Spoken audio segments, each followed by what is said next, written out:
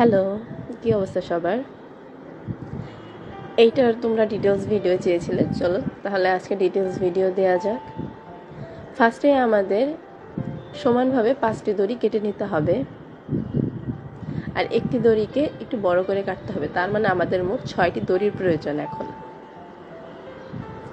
তারপর এটাকে এইভাবে নট দিতে হবে। এই নটটার নাম কি আমি আসলে জানি না, আমি আসলে বলতে পারবো না। তোমরা দেখলেই বুঝতে পারবে কিভাবে আমি নটটা দিয়েছি।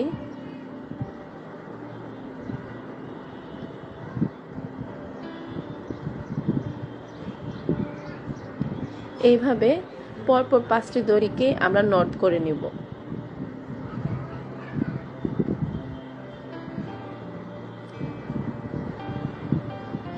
এরপর এটাকে ছোট দড়িটাকে টেনে নিয়ে আমরা একটা ফুলের আকৃতি করে নিব। আমাদের ফার্স্ট স্টেপ ডান।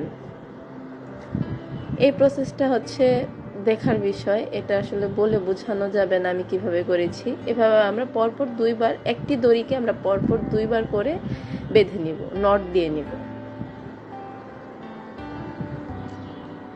এভাবে ফুল প্রসেসটা করব। দেন যদি আমাদের মনে হয় যে এই দুইটা ভাগের ভিতরে, দুইটা দড়ির ভিতরে একটু ফাঁকা বেশি আছে, তাহলে আমরা আলাদা করে সুতা অ্যাটাচ করে নেব।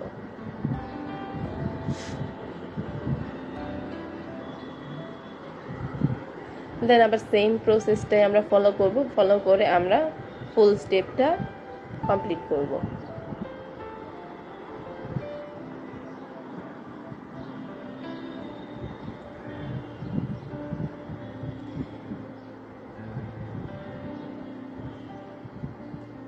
এখন আমাদের কাজ শেষ।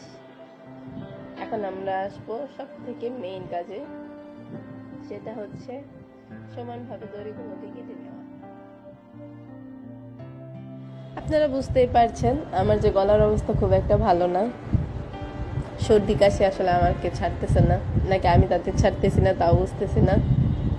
যাই হোক, এভাবে আছড়ে নেওয়ার পরে আমি আসলে কাটতে গিয়েছিলাম, কিন্তু আমার কাছে মনে হচ্ছিল যে এইভাবে না কেটে আগে একটু স্ট্রেট করে নিই।